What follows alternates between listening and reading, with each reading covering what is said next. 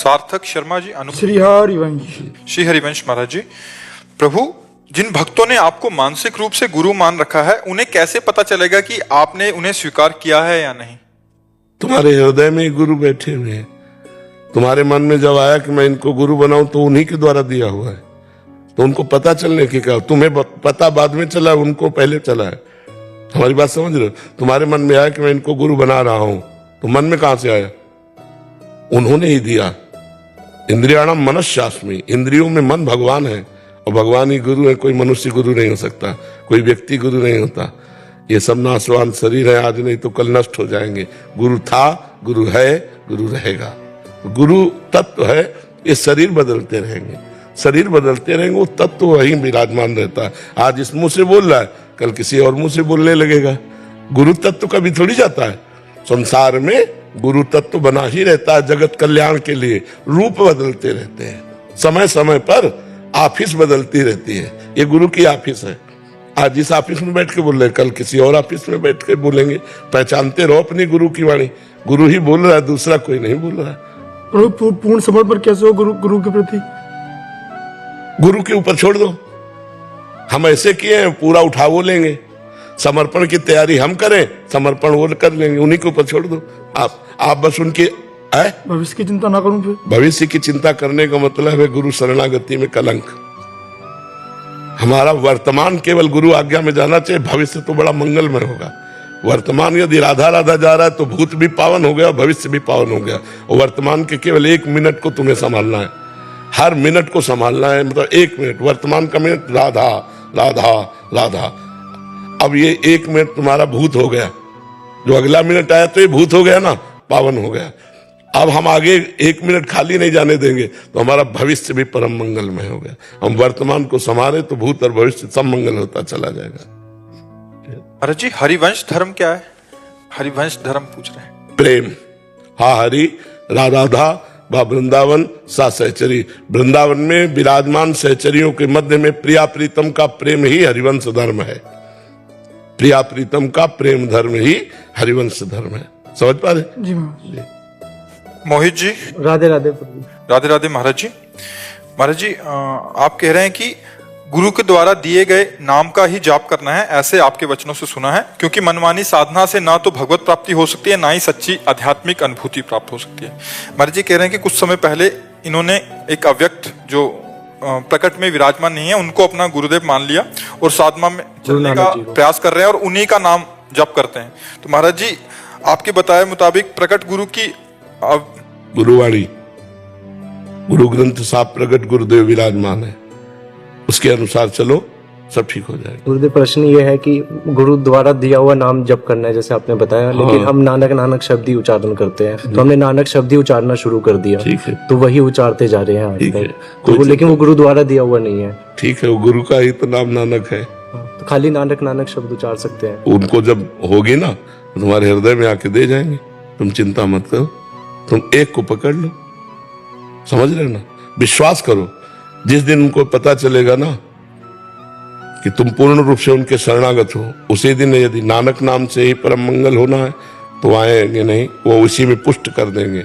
और अगर उनको नाम देना है तो आपके अंदर आ जाएंगे, आपको प्रकाशित कर देंगे। गुरुदेव को प्रश्न है, प्रकट में आपने कहा था गुरु होना जरूरी है, बिल्कुल जरूरी है, तो गुरु नानक जी प्रकट में नहीं है तो उन्होंने आज्ञा करी सब संतों को गुरुदेव मानो, सब संत समागम करो, साधु सेवा करो, नाम जप करो, इसी से अपने आचार्य परंपरा से गुरु ना मिले, दूसरे आचार्य परंपरा से गुरु मिल जाए, जैसे आप हो। देखो, गुरु परंपरा नहीं होती, गुरु तत्व होता है।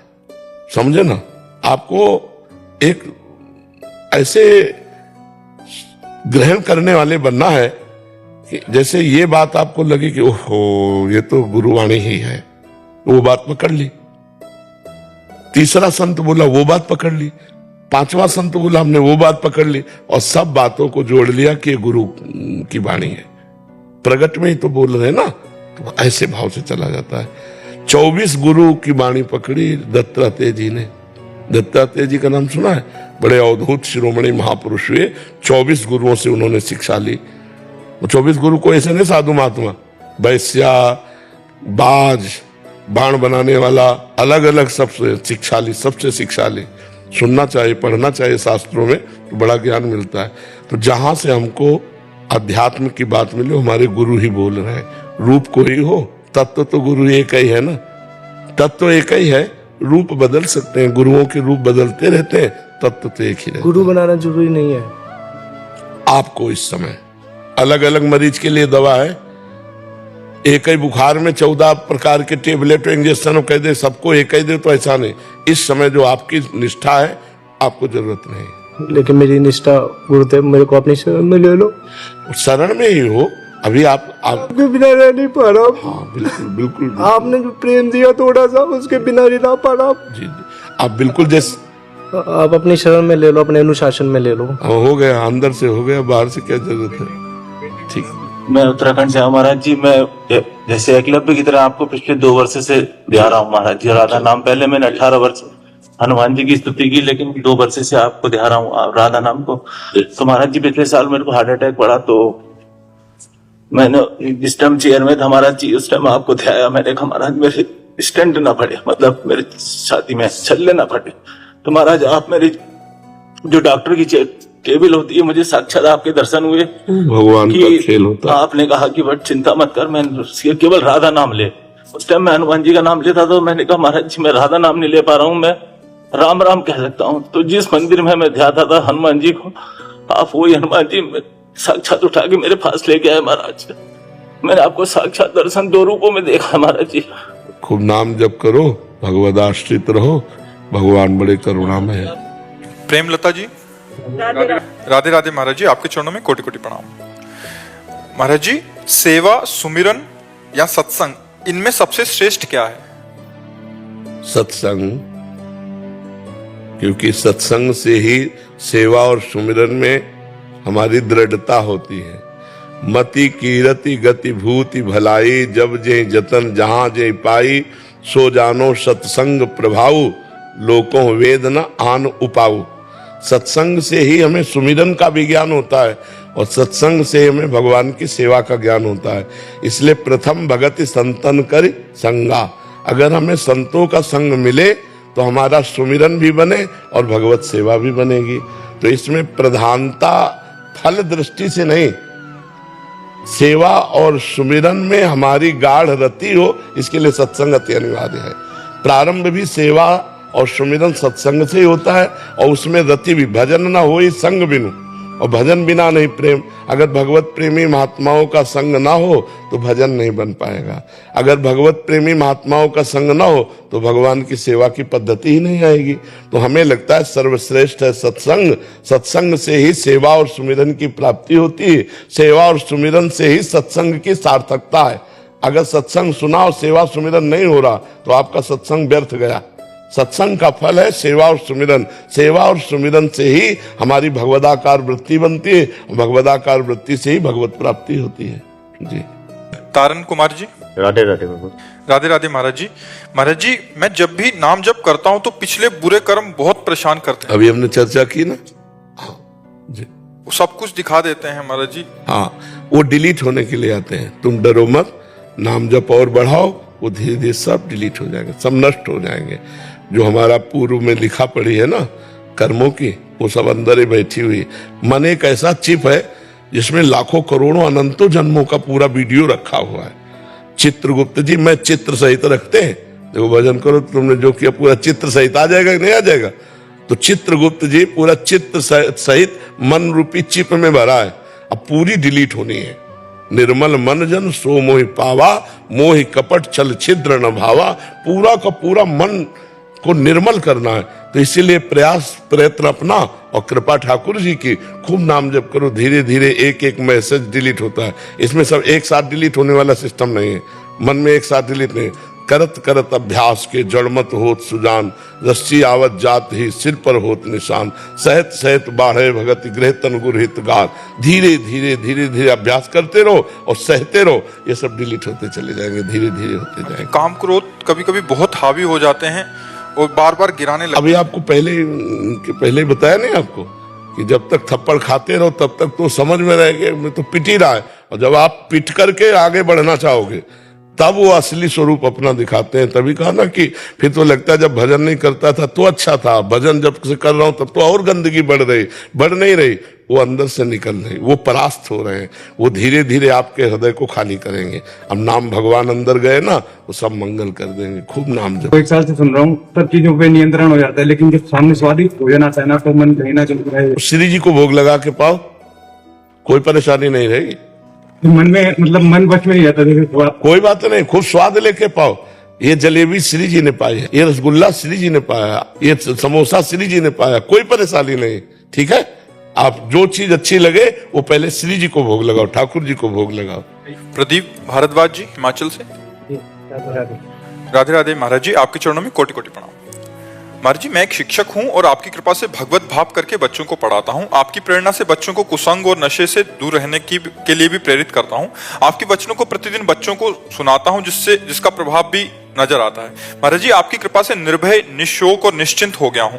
गुरुदेव, निर्वाण मोहा जित संग दोषा अध्यात्म नित्या, ये वाले श्लोक की स्थिति कैसे आएगी हमारे हृदय में? हम निर्भय, निशंक, निश्चिंत हो गए हो तो अब स्थिति कौन सी चाहिए? कहां से बोल रहे हो आप? गुरुदेव, आपके वचनों से मतलब जो चिंता बनी रहती थी वो चिंता खत्म हो गई। अब श्री जी पे नहीं, चिंता समाप्त होने का मतलब जन्म मृत्यु की भी चिंता खत्म, भगवत प्राप्ति की भी चिंता खत्म है।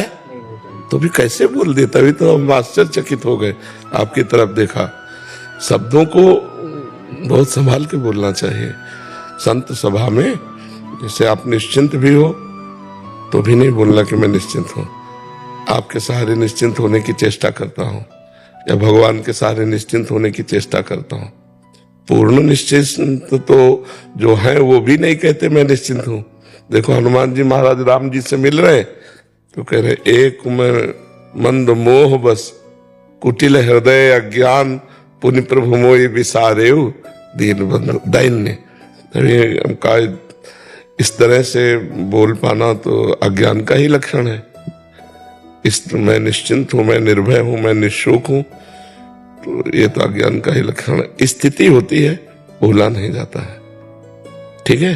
हाँ, उत्तम कुमार द्विवेदी जी। सीताराम महाराज जी। महाराज जी, मेरे मन में भजन की कमी होते देख एक द्वंद्व उत्पन्न हुआ है कि क्या मेरे से कोई अपराध हो रहा है, या महाराज जी ये कह रहे हैं कि श्री राम जी में प्रीति होने के कारण श्री राम और प्रभु के विभिन्न रूपों की चर्चा होते देख श्री राम जी को श्रेष्ठ करने में इष्ट अपराध के कारण भजन में कमी हो रही है शायद, और मन में अनेक द्वंद्व उत्पन्न हो रहे हैं। हमको सिद्ध थोड़ी करना है, हमारे तो प्रीतम है राम जी, तो बस है। सूरदास जी महाराज गोस्वामी तुलसीदास जी से मिले और कहा, आपके प्रभु और हमारे प्रभु में थोड़ा तो अंतर है ही है।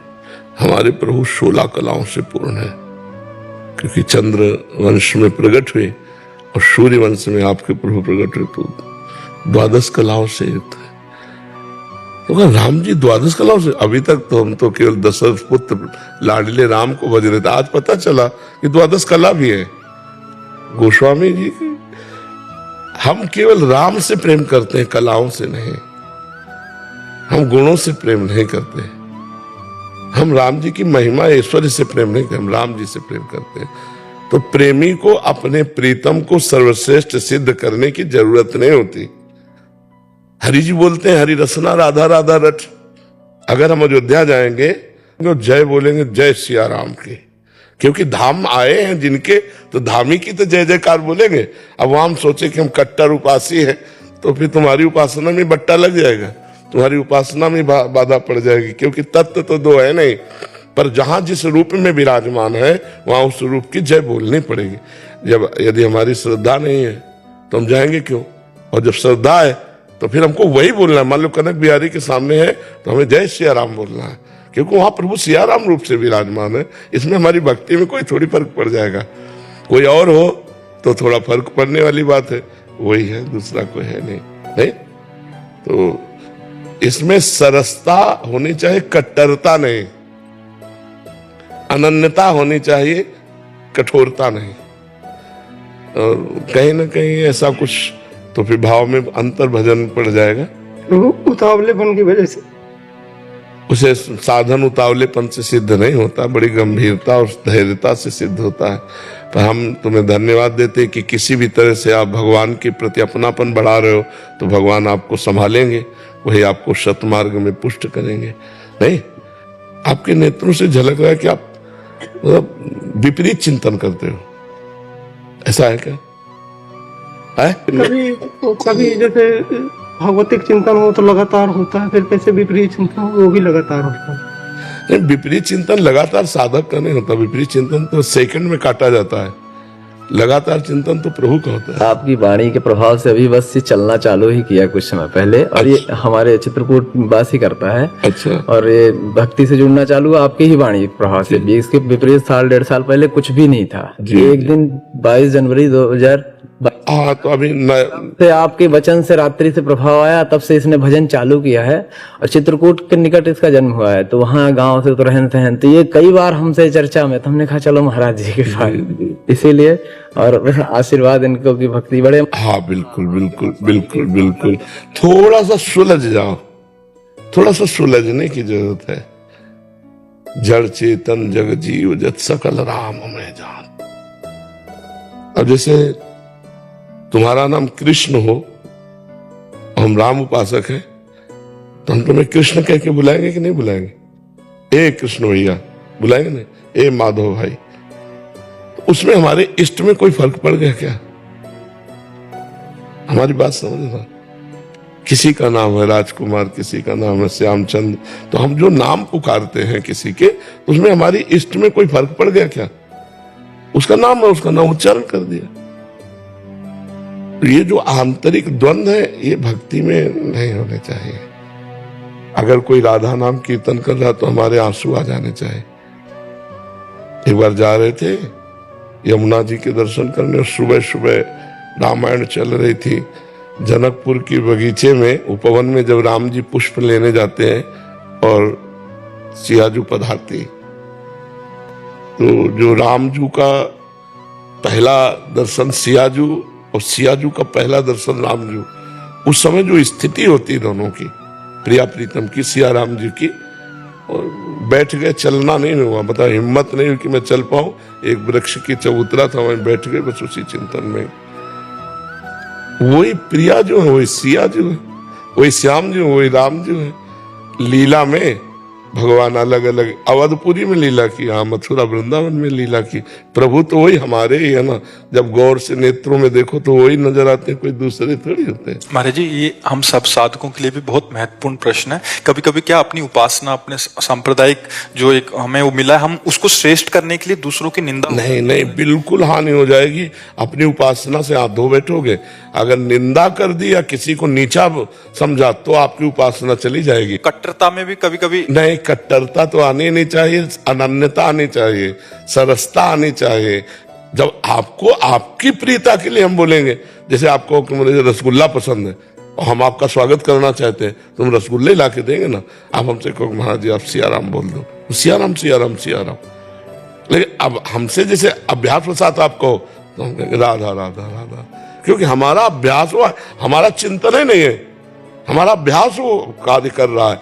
अगर आप कहो कि आप सियाराम नहीं बोले, नहीं सियाराम सियाराम आप बोलो, हमारा कोई उसमें द्वेष नहीं, कोई कट्टरता नहीं, अपनी एक अभ्यास वृत्ति होती है, उसमें ऐसा नहीं। और हमारे को ये पता है कि मेरे ही प्रभु सब रूप में है, मेरे प्रभु किसी व किसी की सत्ता ही नहीं है। तो ये कह देना कि किसी का संप्रदाय या किसी की उपासना या किसी का नाम छोटा है, नहीं, हमारे लिए हमारी गुरु प्रदत्त उपासना श्रेष्ठ है, आपके लिए आपकी गुरु प्रदत्त उपासना श्रेष्ठ है, आपके लिए आपकी गुरु प्रदत्त उपासना। साधु को ऐसी संगोष्ठी जहां ऐसा विरोधाभास हो? नहीं नहीं, हम तो कह रहे ऐसी संगोष्ठी में जहां ये प्रमाणित किया जाए कि इष्ट सबके एक है, और ऐसी में ना जाए। नहीं, ऐसी संगोष्ठी में नहीं जाना चाहिए, नहीं तो भेदभाव बढ़ता है, अपने भजन में भी हानि होती, बहुत बड़ी हानि होती। तभी लिखा है इष्ट मिले और मन मिले, मिले भजन रस रीति, तहां निसंक होए मिलिए, तासो कीजिए प्रीति। जब हमारा इष्टाकार वृत्ति मिले और हमारी रस रीति भजन की मिले और हमारा मन मिले, तीन बातें मिले, तब हमें सत्संग करना चाहिए, नहीं तो बाधा पड़ जाएगी। बहुत लोग ऐसे हैं जो अध्यात्म की ऊंचाई को छुआ नहीं है, केवल शास्त्र पढ़ करके तर्क वितर्क आदि जो करते हैं वो बड़ा मतलब हानिकारक होता है साधकों के लिए, क्योंकि उनको तो भगवत प्राप्ति से मतलब है नहीं, जो भगवत प्राप्ति करने वाला उसमें बाधा पड़ जाएगी। हरिराम व्यास जी यहाँ वृंदावन में कि कबीरदास जी निर्गुणिया संत हैं, वो नित्य विहार वृंदावन प्रिया प्रीतम के प्रेम रस, भजन बंद हो गया उनका, भजन बंद हो गया। और हरिवंश महाप्रभु उनके गुरुदेव तो गए और कहा महाराज जी लीला बंद हो गई भजन, तो उन सीधे कहा किसी प्रभु के लाड़िले का अपराध बन गया। उनका वैष्णव अपराध तो बहुत सावधान रहते हैं ना वैष्णव जन की, भजन को बचाते हैं कहीं कोई अपराध न, उनका ऐसा तो कोई अपराध नहीं, बोले बिना वैष्णव अपराध के ऐसा नहीं होता। उन्होंने तुरंत ध्यान आया उनका, कबीरदास जी के लिए ऐसा सत्संग में बोला कि वो निर्गुणिया संत हैं, प्रिया प्रीतम के नित्य विहार, बोले बस उसी से अब बोले जाओ। यमुना किनारे गए और कबीरदास जी का स्तवन किया, कली में साचो भक्त कबीर पद की रचना की, तो यमुना की धारा से कबीरदास जी प्रकट हो गए और फिर उनके संशय को दूर किया। तो किसी संत भक्त का अगर दिल दुख जाए तुम्हारी बात से, तो तुम्हारे भगवान में प्रीति जो हो रही तुम्हारी वो रुक जाएगी, क्योंकि वही भगवान है, 100-200 भगवान थे।